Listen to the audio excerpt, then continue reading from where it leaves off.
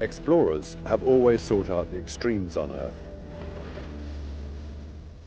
They seek that which has never been done, whether to climb the tallest mountain or to walk where no man has ever been before.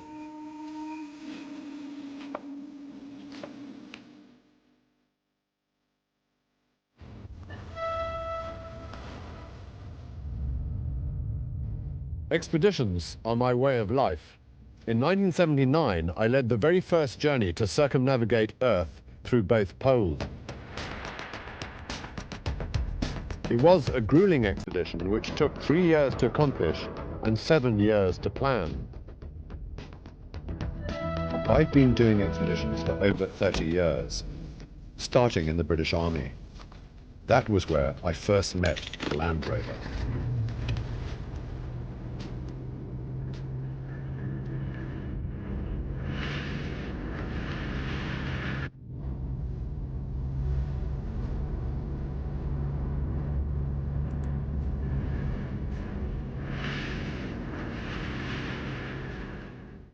The Land Rover has been around for 50 years. From its humble beginnings, conceived to save the Rover Car Company in post-war Britain, to world leader in the field it created.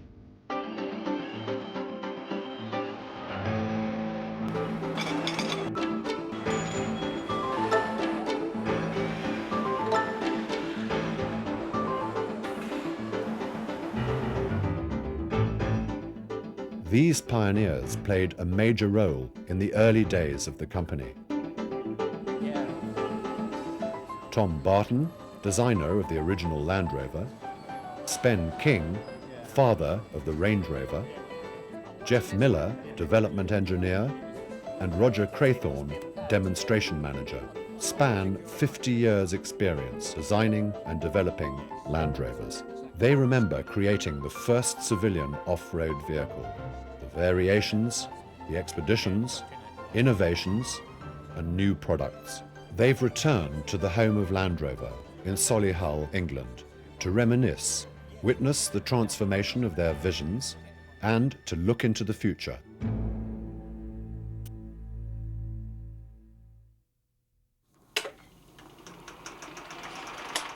The story begins with a family named Wilks. At the end of the war, Stephen Wilks was a youngster, spending the summers with his family on the island of Anglesey in Wales. His father Maurice and uncle Spencer Wilks were in the car business. My uncle Spen was the chairman of Rover for many years.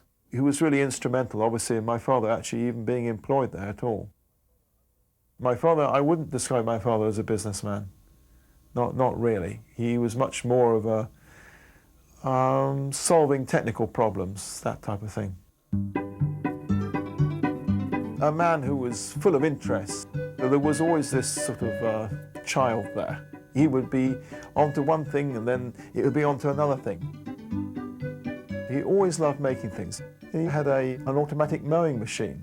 It consisted of a piece of plywood about 4 foot by 3 foot. Then there was a motor vehicle back axle that would drive these wheels. Then the mower would go around on a string, and as it went round, of course, it would make the trolley move along. But there was another side to this carefree family life. The year was 1947, and the Wilks brothers were struggling to keep the Rover Car Company afloat. Economic conditions after the war were bleak. The automobile industry was particularly hard hit. Steel was in short supply and given only to companies with products to export. That same year, England suffered the worst winter in decades. But it set the stage for Maurice Wilks to develop an idea for a new product that would change the course of history for the Rover Car Company.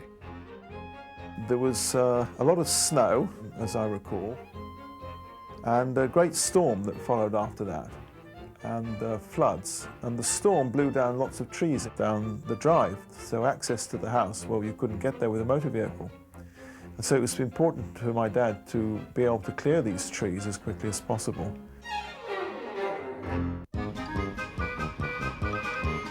He started using Rover cars to pull these trees and things out of the way. and found that it wasn't the right type of vehicle for that. Being into government surplus equipment, he managed to buy a surplus Bren gun carrier, which is a tracked vehicle. It's a bit like a tank, but a very small one. Maurice saw the practicality of the Bren gun carrier, but he also realised its obvious limitations. A neighbour, Colonel Nash, owned something which intrigued him even more, a military surplus Willis Jeep. My dad had said to this Colonel Nash, he said, well, how about us doing a trade? You take my Bren gun carrier and I'll have your Willis Jeep. He found numerous uses for the Jeep. But more importantly, it gave him an idea which might save the company. Stephen's brother, Patrick, remembers the events of that summer. There's a story my mother tells about when my father came down here with her one day, and my uncle's boat came in there, and he came over in a dinghy, and my father and my uncle sat down on the sand somewhere here, and they drew in the sand like this, and they were drawing a picture of the first Land Rover. They were designing it in the sand. To translate the sketch in the sand, Wilks went to the Rover drawing office and sought out section leader Tom Barton. MC Wilks had this brilliant idea and called us 5 section leaders there was then up into his farm in Anglesey and showed us his old Jeep. And he said, well, as a stopgap, we've got to do something. Maurice proposed to take the utilitarian concept of the Jeep, improve the design for civilian use, and build a vehicle with Rover parts. Historically, the Rover Car Company had only made automobiles. This new idea, a vehicle designed for export, would put the Rover Car Company back to work. The only real competition would be the Jeep, and its manufacturer realized the potential for a civilian model as well. It would be a bold move to go up against this already successful product. But for Rover, there was really no choice. The international market was the only option, as it was faced with export or die. Tom Barton remembers the daunting task handed to him by his boss. We shall have to make vehicles as cheaply as we can. And you 5 go back here and I want a vehicle similar to that the farmers can use, ploughing, harrowing, all these sorts of things, and I'll give you 12 months. So they went to work on a 4-wheel drive vehicle that had a rugged boxed chassis that was much stronger than the Jeeps, and a power takeoff that ran a variety of tools. It became a Land Rover trademark. Because steel was in short supply, they used aluminium for the body panels. It was corrosion resistant, plentiful, and cheap. The vehicle needed to be tested. What better place to push it to the limits than the family farm on Anglesey? I remember the Jeep disappeared and this rather stubby aluminium vehicle arrived. And I remember great discussions as to what it should be called. And I think my father actually coined Land Rover. The Land Rover debuted on April the 30th, 1948 at the Amsterdam Motor Show. The Rover Car Company immediately launched a marketing campaign, including this clever piece of cinema, to promote their new product. They called it the farmer's best friend. In the British Isles and other agricultural countries, there are still many farmers who rely on the horse as a means of pulling machinery and heavy loads. What I want, says many a farmer, is something that can do everything the horse can do, plus a lot more, and at 3 times the speed. And here it is, the Land Rover. A tough, chunky, cheeky, versatile vehicle with an unlimited capacity for hard work. You can almost see it cock a snook at the old horse in the next field and hear it say, anything you can do, I can do better. Next job, please. Europe's first civilian off-road vehicle was a resounding success. When the first production models began rolling off the assembly line in July of '48, it was apparent that the planned 100 Land Rovers a week wouldn't even begin to fill the demand. There was no end to the uses around the farm. With an 80-inch wheelbase, a 52-horsepower four-cylinder engine, and permanent four-wheel drive, the little Land Rovers were performing feats of daring do far beyond their size and far beyond Rover's original concept as the farmer's best friend. Just what was this husky little workhorse all about? Even though 50 years have passed since this film was made, we still can't say it any better.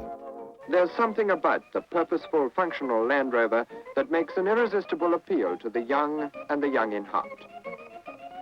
There she is, 4 cylinders, 2 litres, overhead inlet valve side exhaust to give real slugging power. She develops 52 brake horsepower, does about 23 miles to the gallon on the road, and up to 60 miles an hour. How's she different from an ordinary car? Jump in and I'll show you.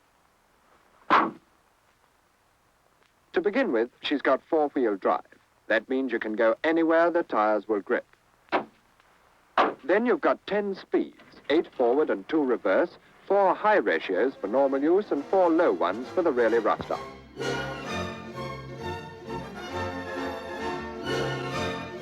During the late 40s and early 50s, Land Rover cemented a reputation for building the world's most versatile vehicle.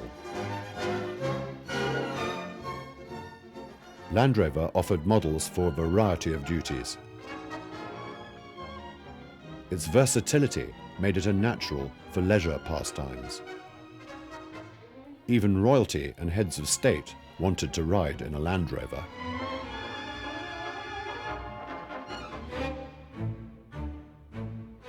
It quickly became a favorite of military forces around the world, seeing action for the first time in 1950 during the Korean conflict. By 1952, it had been fitted with a larger, more powerful engine. 1954 brought a 107-inch wheelbase pickup variant. And later, the familiar long wheelbase 4-door station wagon appeared. Toward the end of the 50s, a vast array of body types and specialty applications were available, and the wheelbases of the short and long versions were stretched to 88 and 109 inches.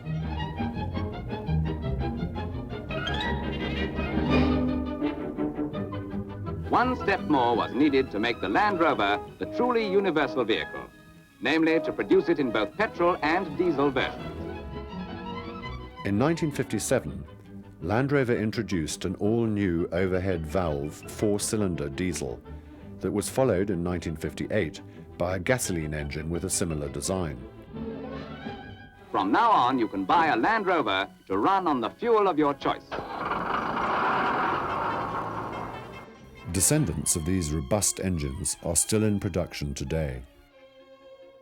The decade of the 50s brought prosperity back to the Rover Car Company as the 250,000th Land Rover rolled off the line in 1959.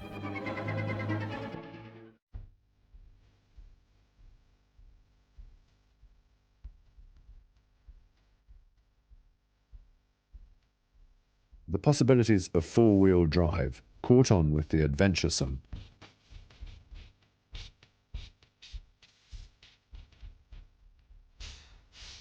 A new breed of enthusiast emerged, eager to learn about off-road. Perhaps this was the birth of the Land Rover lifestyle, the first step away from its strictly utilitarian role into recreational pursuits.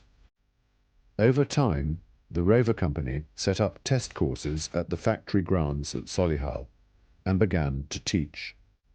Commonest mistake is to tackle the tricky bits too fast with too high revs.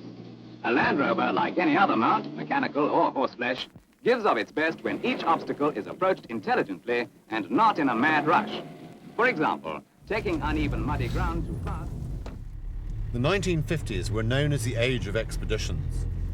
Suddenly, people were driving through Africa, Asia, and South America. And it's estimated that the first vehicle ever seen by 1/3 of the world's population is the Land Rover.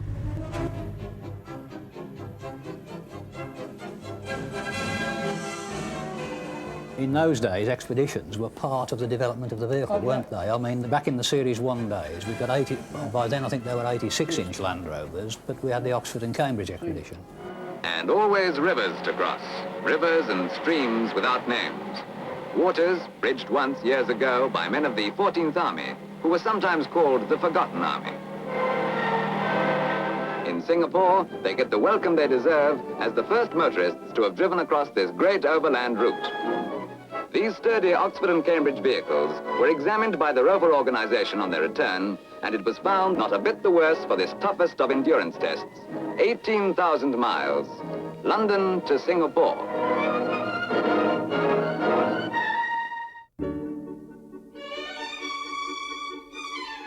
These were heady times for Land Rover. Orders flooded in from all over the world. But the original design was ready for improvement. My mum, she always used to get on to my dad. She said, these vehicles, they're made for men, by men. He said, why don't you think of the other half of the population? That's women. He said, look at these corners, they're all sharp and jagged. I ladder my tights, stockings in those days, across the sharp edge of this thing. These different considerations that she had, that she'd make well known. In April of 1958, an all-new Land Rover debuted that was called the Series 2. This meant that in retrospect, the old model became known as the Series 1. The changes were hailed by aficionados, but perhaps didn't go quite far enough for Barbara Wilks. Visibility has been improved on the long Land Rover. The rear window is larger and rounded quarter lights have been added. All windows are now of non-scratch glass. The doors have external handles and can be locked. This new Land Rover brought the line into an evolutionary period. With more work capacity and greater comfort, these new Land Rovers relit the fires of a hot sales era. Yes, the Series 2 Land Rovers are an improvement over their predecessors, and also a complete vindication of the original design, for the improvements are in fact only refinements of the original idea.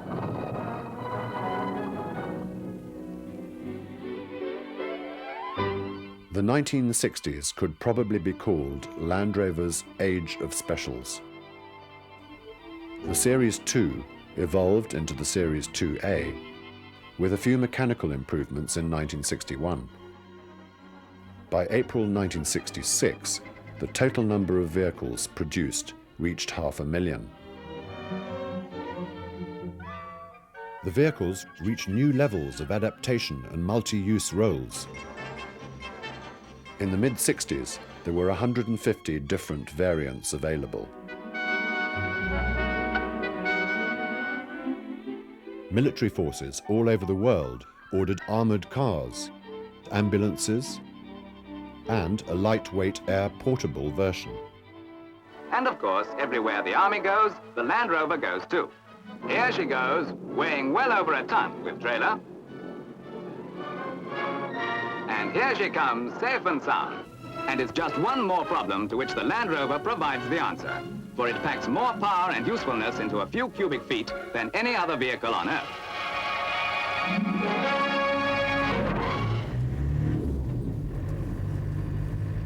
Around the world, the sight of Land Rovers had become very common, but in America they were still a bit of a curiosity.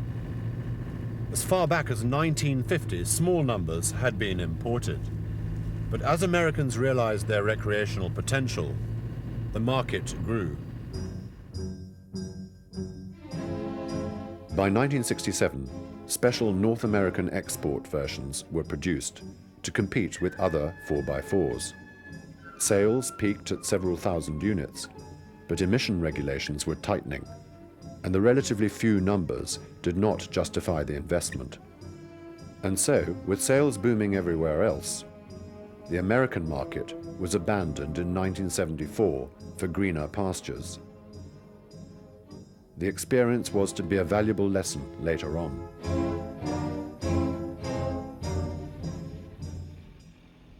Even though Maurice Wilks's design was supremely capable, it did not provide a high degree of comfort. Going down to the beach, that was really an exercise because you had to go through a marsh on the way, and you couldn't just get through the marsh in the ordinary way. You had to charge it. It felt like quite fast when it was on rough ground like this, you know. And you sploosh it and then whoop, it would go like this, and all the mud would come flying over the front of the thing, and the windscreen wipers would be going already. As the recreational possibilities were being discovered, Land Rover engineers realized that they had to refine the basic vehicle. They found a growing need for comfortable, but off-highway capable estate cars, or station wagons as Americans called them. It was an intriguing concept, a 4x4 recreational vehicle. It became the new focus for development.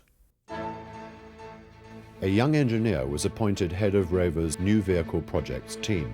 He was an innovative free thinker, fresh from a gas turbine car project. His name was Spen King.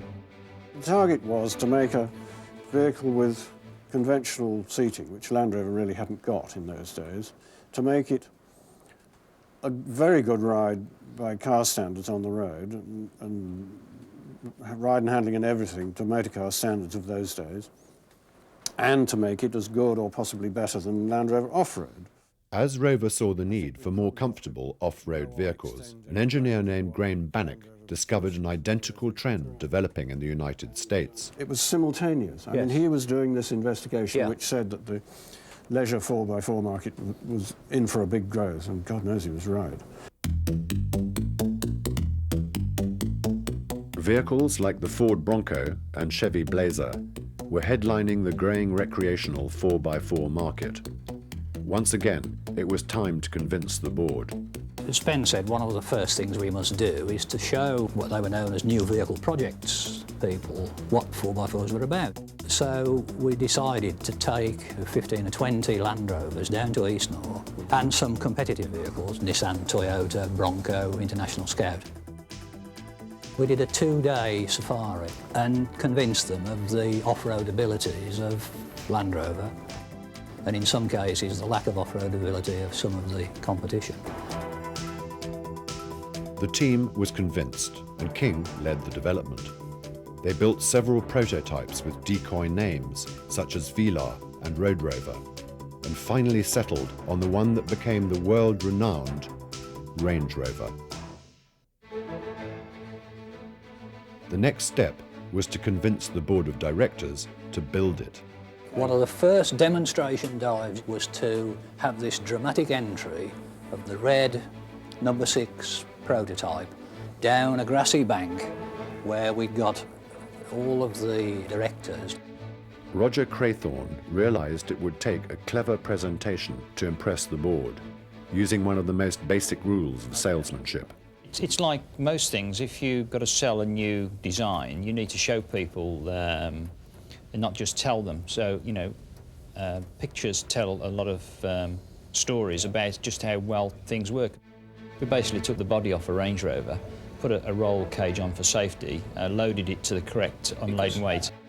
The unique rolling chassis clearly showed the innovative long travel coil spring suspension and live axle location. The setup provided a more comfortable ride and even better off-road capability. The newly acquired V8 engine was powerful and lightweight. Permanent four-wheel drive gave it predictable handling.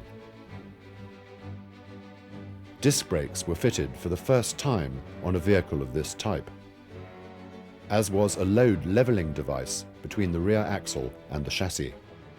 But Spen had one more goal: to make it more smooth and acceptable looking in appearance, and I think we succeeded. The new Range Rover was launched in June 1970, and like the little Land Rover in 1948, it became the new European automotive rage. It claimed numerous design awards and was even hailed at the Louvre in Paris as automotive art.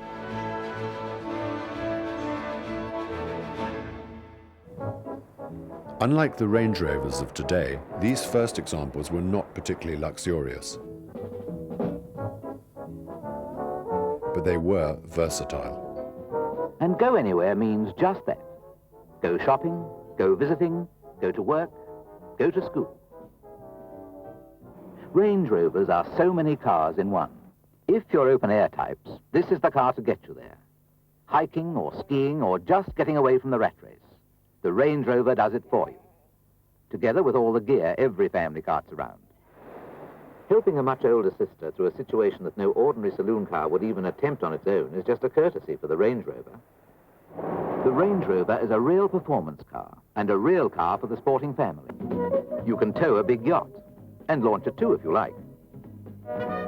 Then, free of the trailer, it's off on the open road with all the punch and go of a fast touring saloon. With 8 forward gears, the Range Rover will go up a mountain. It does. A car for the town and a car for the country. A car for all reasons. The Range Rover.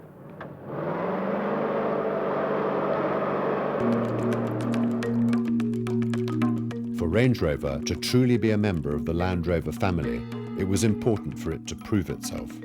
One of the first things you thought of was take it on an expedition. This was part of the philosophy of development.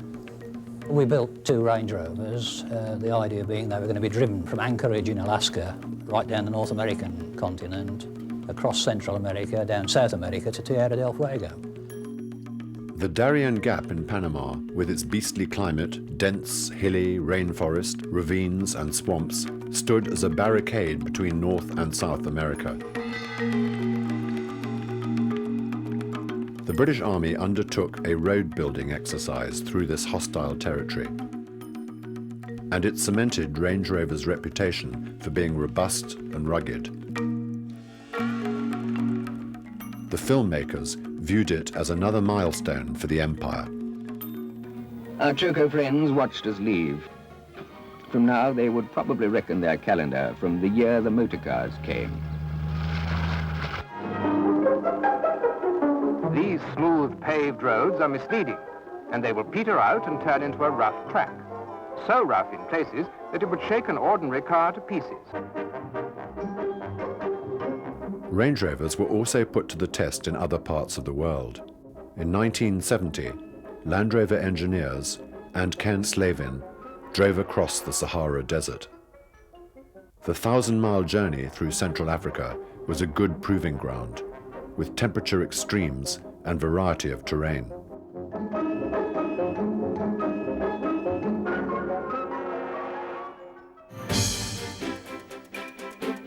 Meanwhile, the humble Land Rover 88 and 109 had remained basically unchanged since the Series 2 took a bow in 1958. By 1971, the changes were enough for a new model to be dubbed the Series 3. Under a policy of continuous improvement, there is not a single part in this, the first Land Rover built in 1948, that is common to the present model. Everything has been modified and improved in the light of experience, yet nothing has really changed. The Land Rover is still the same chunky, tough, versatile and adaptable workhorse.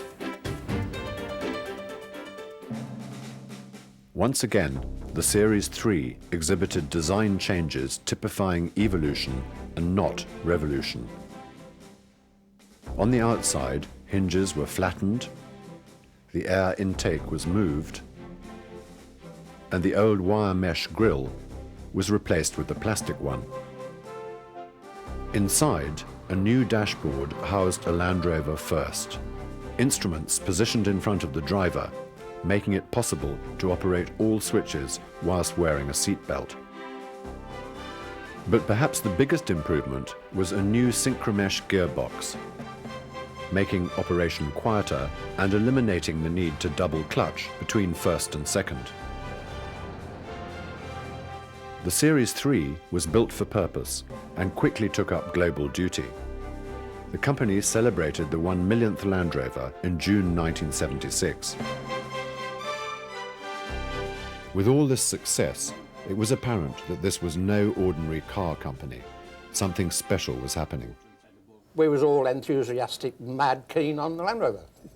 It was one happy family. You didn't seem that you had to go on a team building exercise then, because everybody works as a team and you knew everybody. A high proportion of us on development and in the experimental shop ran our own Land Rovers, and we went trialling with the clubs in our own Land Rovers.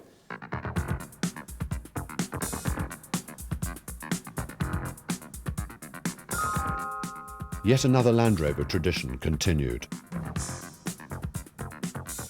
Club rallies built tremendous enthusiasm and loyalty for the marque. Indeed, it's possible to detect the emergence of a new leisure pastime.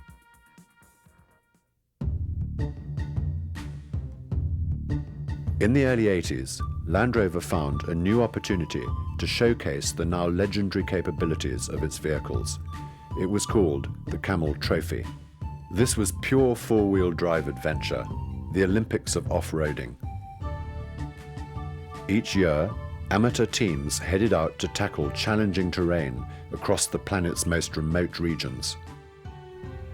This was nothing new for Land Rover and was viewed as the perfect way to show the tough side of Range Rover. 4 teams slogged 1,000 miles through Sumatra in 1981.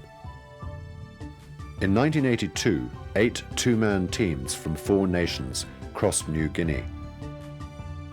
Even though this was an international competition, teamwork was vital to complete the crossing. And the cooperation of 700 local tribes didn't hurt either. The phenomenal success of the Range Rovers prompted engineers to incorporate its innovative design hallmarks into the Land Rover, including permanent four-wheel drive and coil spring suspension. 2 new models emerged, named after their wheelbase lengths. The 110 immediately headed out to Brazil. The 90 tackled Borneo. A year later, Australia. Not to be outdone, Range Rover, with a new turbo diesel engine, traversed Madagascar in 1987. Included in the convoy was an official team from the United States. Tom Collins and Don Floyd spent 3 weeks making the first crossing of the island. It was punishment and hardship, with rewards in the once-in-a-lifetime category.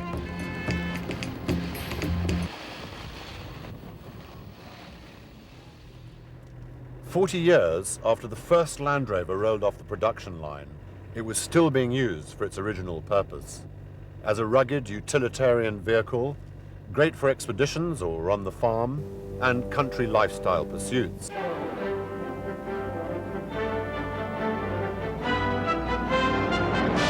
Market research said this television commercial portrayed the essence of its image. Next time you're late for work, it's worth remembering that nothing, but nothing, gets in the way of a Land Rover.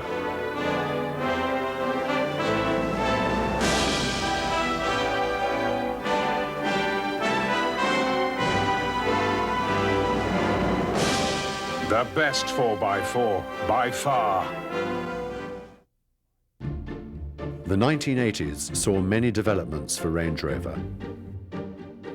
A 4-door version, fuel injection, automatic transmission, and diesel engines became available.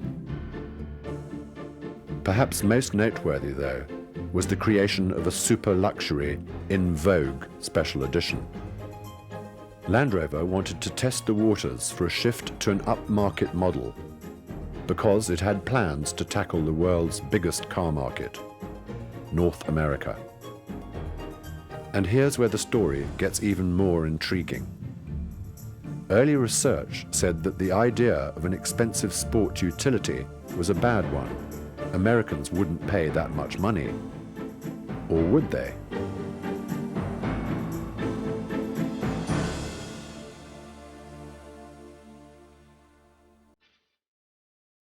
Business in America commenced in 1987, selling a very exclusive high-specification Range Rover, with options never before seen on this type of vehicle. Leather seats, wood trim, premium stereo system, sunroof, and power seats, door locks and mirrors. Despite the predictions, this Range Rover was an immediate success. It sold out. The press dubbed it the gold standard of sport utilities. At that time, the sport utility market was still in its infancy, with only 10 marques available in the States. The Range Rover didn't fit the description of these more utilitarian types. It created a brand new segment in the still infant four-wheel drive market, the luxury sport utility vehicle.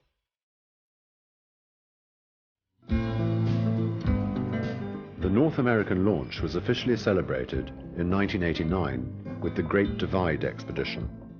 8 Range Rovers made the first off-pavement north-south crossing of the Continental Divide in Colorado by motor vehicle. The caravan covered over 1,000 miles of terrain, promoting the new Tread Lightly program, developed by the US Forest Service.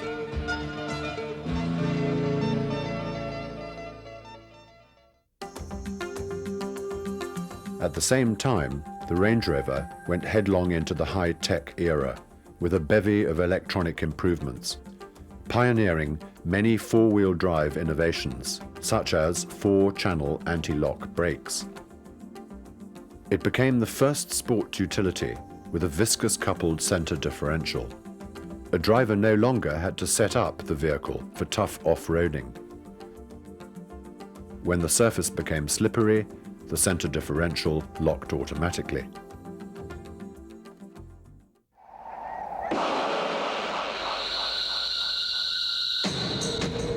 In the early 80s, Land Rover realized it needed a new vehicle, one that combined the ruggedness of the 90 and the 110 with much of the comfort of the Range Rover.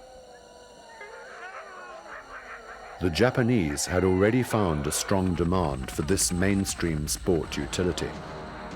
If Land Rover were to enter this market, the vehicle could not sacrifice any off-road capability.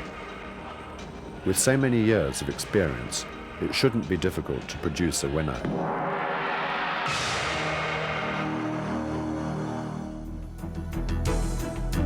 Discovery was launched in 1989 at the Frankfurt Motor Show. It was the first entirely new Land Rover in almost 20 years. The design picked up cues from Land Rover vehicles. The roof was raised and given windows. The spare wheel was mounted on the rear. Many of the chassis components came from Range Rover. Like other Land Rover products, it created a sensation, winning the British Design Council Award. Discovery was an authentic Land Rover and quickly joined the expeditionary ranks.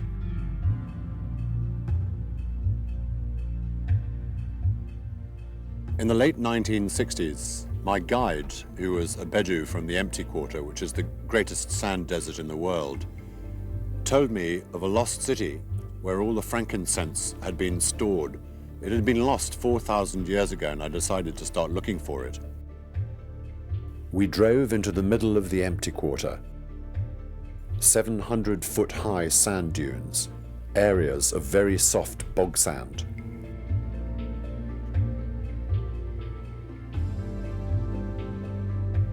Eventually, in the early 1990s, we found it in a place called Shissa.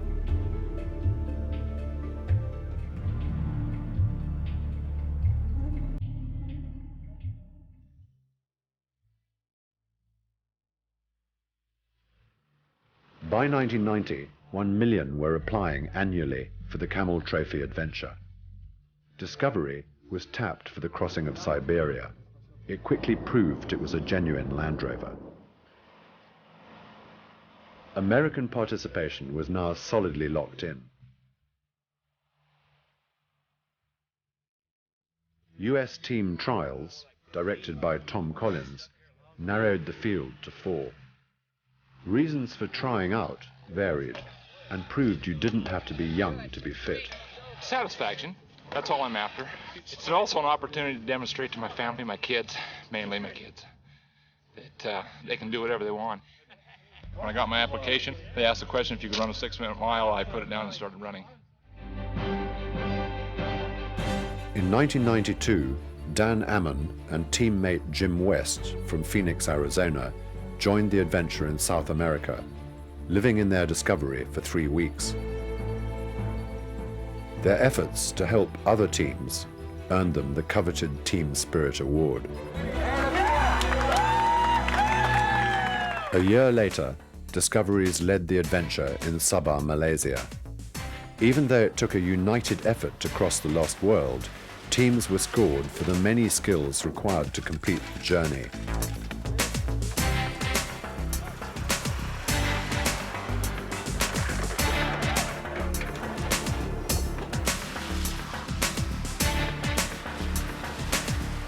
This was another record year for the American team. Tim Hensley of Portland, Oregon, and Michael Hussey of Middlebury, Vermont, had never met before the US trials. By the end of the event, they had managed to beat the jungle and the rest of the nations to win the Camel Trophy.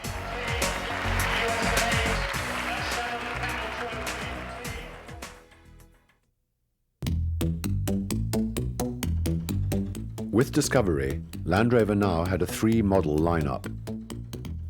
It was decided to put a name on the over 40-year-old descendant of the original.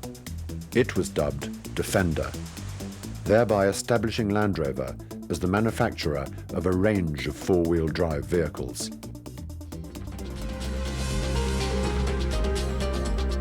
Under its new name, the utility workhorse continued to serve as public servant and peacekeeper.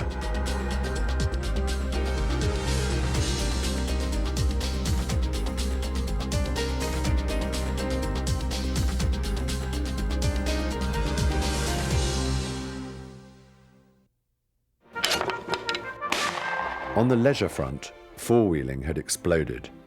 Range Rover became the vehicle of choice by the country set. The company capitalized on the opportunity and began to promote the Land Rover lifestyle. The Land Rover driving experience was established at the factory in Solihull and at Eastnor Castle. Really, it's a case as slow as possible, as fast as necessary. And it seems to be a direct contradiction, but that's the way we want to be. And we're getting a nice, smooth ride now. It's just We've got to remember that, as slow as possible, as fast as necessary. The Land Rover Driving Academy in Aspen, Colorado, was billed as the world's most exclusive driving school. It provided an intensive course on advanced four-wheeling. The Invitations program offered Land Rover owners worldwide driving adventures at select points on the globe, like the incredible rocks in the Moab, Utah region. By the early 90s, the classic Range Rover needed a major enhancement to stay in front of a wave of competitors from America and Japan. The long wheelbase version once again marked technological firsts for four-wheel drive. Height-adjustable air suspension, and electronic traction control. After an unprecedented 25-year run, this Spen King design had become the icon of the luxury four-wheel drive segment. One of the most successful vehicles in automotive history was a source of tremendous pride. The success was a surprise to its creator. I don't think any of us anticipated how successful but we knew we were clever. Yeah, we knew. No, don't be more modest. We knew we'd done something good, frankly. Yeah, we did. But we didn't know. We knew it was special. We didn't know it was going to cut as much ice as it has done over the years. 1994 heralded the introduction of an all-new Range Rover. Built in a new state-of-the-art assembly plant, it was the crowning glory for Land Rover, with its ultra-modern, high-tech engineering. The technical achievements were impressive. It had more computing power than the Apollo 11 spacecraft and an innovative dual-range gear shift. The new Range Rover leapt miles ahead of the competition, maintaining its position as sport utility king. It fits seamlessly into its role as the leader of the four-wheel drive lifestyle.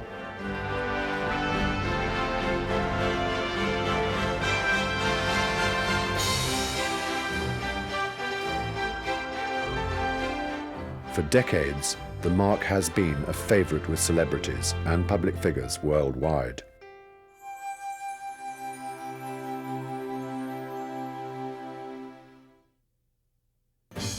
Sport utilities have become the hottest automotive segment, and manufacturers rushed to cash in on their popularity. But surveys showed the car buying experience was extremely distasteful. Alternatives surfaced, with superstores selling more than one brand, offering a no-haggle approach. Land Rover chose another tack. It capitalized on the lifestyle and adventure appeal of the vehicles and created something called centers. They looked more like hunting lodges than showrooms.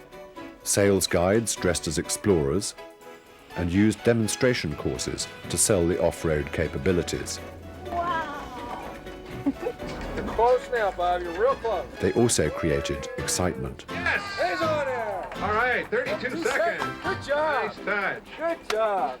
32 seconds. Since the North American market had proven so successful for the Range Rover, 1994 brought the inevitable, Discovery.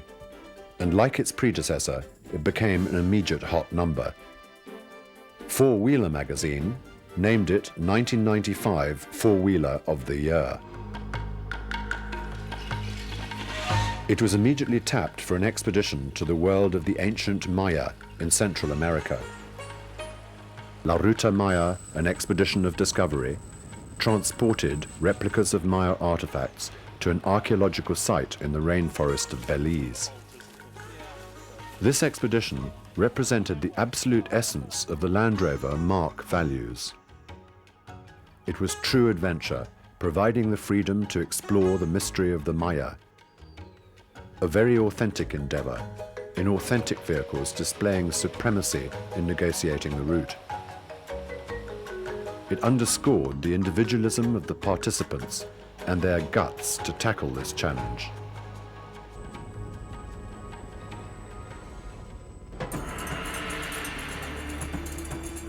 Archaeology and ecology were the themes again in 1997 for the Mongolia expedition. Two discoveries made the first continuous north-south border-to-border crossing of Mongolia in support of a long-term ecological research program. A people who have seen little change over the centuries inhabit the pristine environment. They are the last horse-based nomadic culture in the world. The Gobi Desert yields rich beds of dinosaur fossils left 70 million years ago. Paleontologists come to the Flaming Cliffs to try to find the answer to their mysterious extinction. There are few roads in Mongolia, and the travelers relied heavily on their vehicles and several forms of navigation to complete the journey.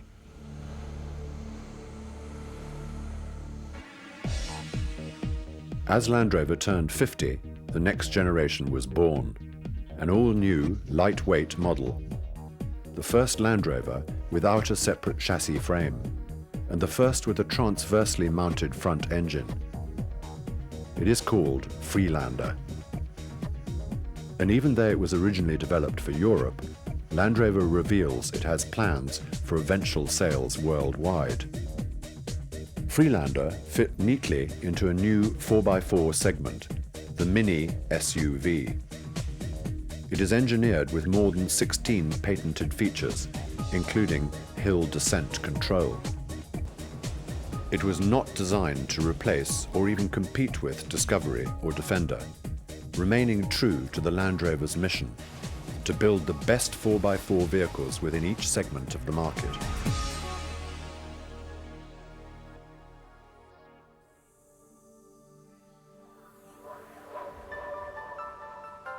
"12 months on the heels of Freelander, the new generation of discovery appeared, the Series 2.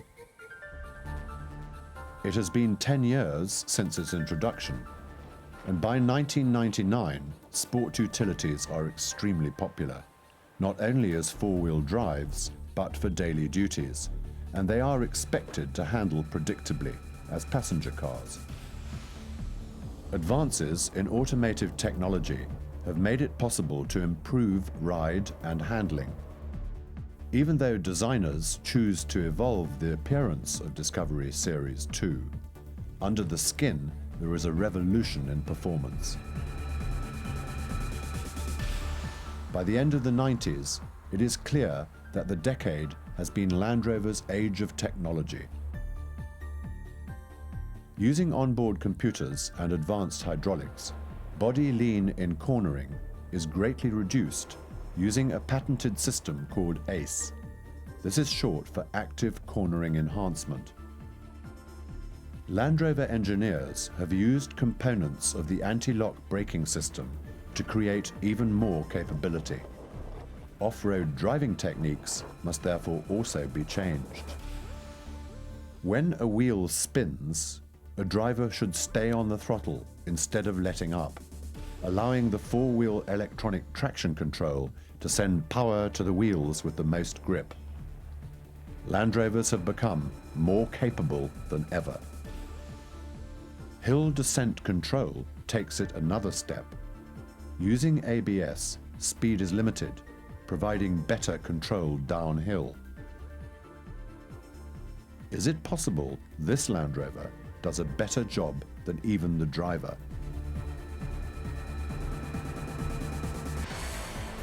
Discovery Series 2 undergoes extensive testing, and to prove it is a true Land Rover, makes what is claimed to be the world's longest test drive, a trip around the world. 2 Series 2s are driven from Solihull in England, across Europe, Asia, Australia, the United States, Central America, and from the coast of Spain up to Paris. It is timed to end at the Paris Motor Show, where it is introduced to the world, and sales take off.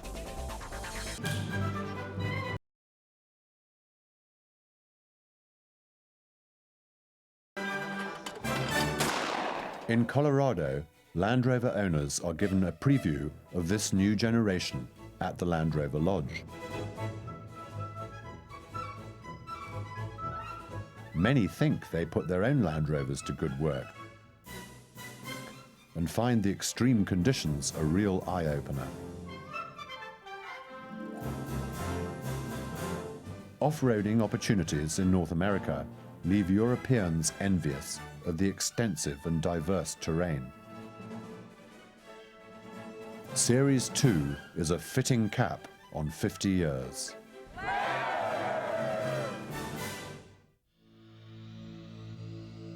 What about the future?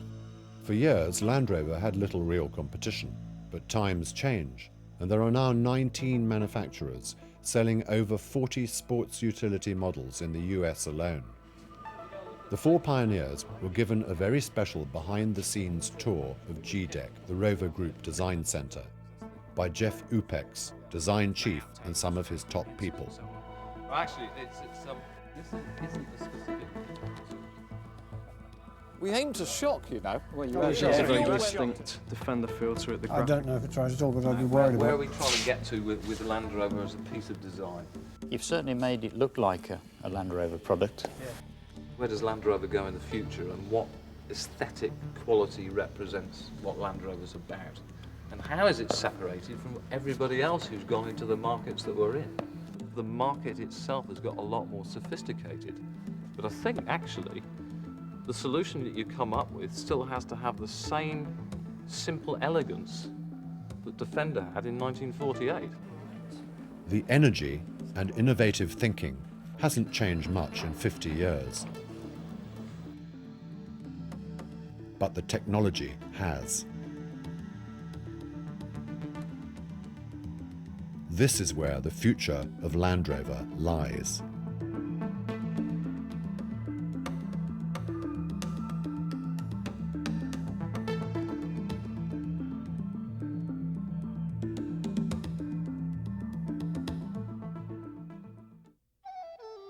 When I see